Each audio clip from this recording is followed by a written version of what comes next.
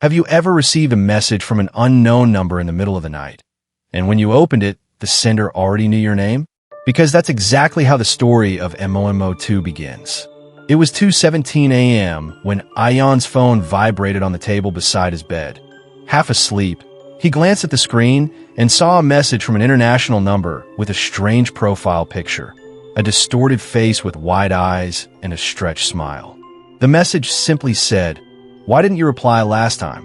Ayaan frowned because he had never seen this number before. Thinking it was a prank, he typed back, "Who is this?" For a few seconds, nothing happened, then 3 dots appeared on the screen like someone was typing. His heart began to beat a little faster when the reply came. "You forgot me already, Ayaan." The moment he read his name, the sleep completely vanished from his eyes. He checked the profile again and noticed the image more clearly now. The same creepy sculpture-like face people once called momo on the internet years ago. Ayaan laughed nervously, assuming one of his friends was trying to scare him. But before he could block the number, another message arrived. "Don't turn around." Ayaan felt a cold shiver run down his spine. Slowly, almost against his will, he looked behind him, but his room was empty. The window was slightly open, and the curtain was moving with the night breeze. "Nice prank," he typed, trying to act brave. But the reply came instantly. "If it's a prank, then why is your window open? And why are you alone right now?" Ayaan's fingers froze above the screen because he had never told anyone he was home alone that night. And then his phone buzzed again with a final message that made his blood run cold. "Look outside your window. I'm closer this time." Ayaan slowly lifted his eyes from the glowing phone screen and turned toward the window, his heart pounding so loudly it felt like someone knocking from inside his chest. And for a few seconds he didn't move because part of him was afraid that if he actually looked outside, he might see something staring back at him. But curiosity slowly pushed fear aside, and he stepped closer to the window, carefully pulling the curtain a little to the side. And at first there was nothing outside except the dark, empty street and a flickering streetlight at the corner, which made him feel slightly relieved, convincing himself that someone online was just messing with him. Maybe a hacker or a friend using a fake number. So he grabbed his phone again and typed, "Very funny, whoever you are," but before he could press send, another message arrived. "You didn't look properly."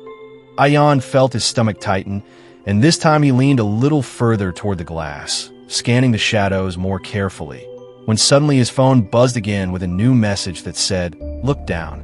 His hand started shaking as he slowly lowered his gaze toward the ground outside his window. And that's when he noticed something that hadn't been there before.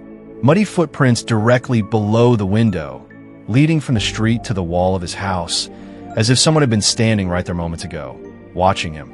Ayaan's throat went dry, and he quickly locked the window before stepping back into the room, his mind racing with questions about how anyone could know where his window was or that he was alone. But the phone vibrated again, and this time the message made his chest tighten with pure fear. "Good. Now you're scared." Before he could react, another message appeared along with a blurry photo. And when Ayaan opened it, his entire body froze because the picture was taken from outside his house just a few minutes ago, and it clearly showed him standing at the... Ayaan's hands began to tremble so badly he almost dropped his phone, because now he knew this wasn't some online prank anymore. Someone had actually been outside his house watching him, maybe even taking that photo just minutes ago.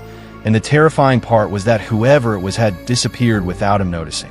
The room suddenly felt smaller and colder, every shadow on the wall looking suspicious, every small sound making his heart jump. Trying to calm himself down, Ayaan quickly locked his bedroom door and checked every window in the house, telling himself that maybe someone had just run away after scaring him. But when he came back to his room, his phone buzzed again with another message. "Why did you lock the door?" His heart skipped a beat because there was no way anyone outside could know what he had just done inside the house. Ayaan typed back with shaking fingers, "What do you want from me?" For almost a full minute, there was no reply, only the 3 typing dots appearing and disappearing again and again, as if the sender was thinking about what to say. And then finally the message arrived. "I want to play the game again, like everyone else did." Ayaan remembered hearing stories online about people receiving strange messages from the so-called momo account years ago, but he always thought those were fake internet rumors meant to scare kids. Yet right now, it felt terrifyingly real. Before he could even think of blocking the number, a loud tapping sound suddenly echoed from somewhere inside the house. Top, top, top. Ayaan slowly turned his head toward his bedroom door, his breathing becoming shallow as the tapping sound came again, this time louder. Top, top, top. His phone vibrated once more with a new message that simply said, "I told you. Next time I come inside."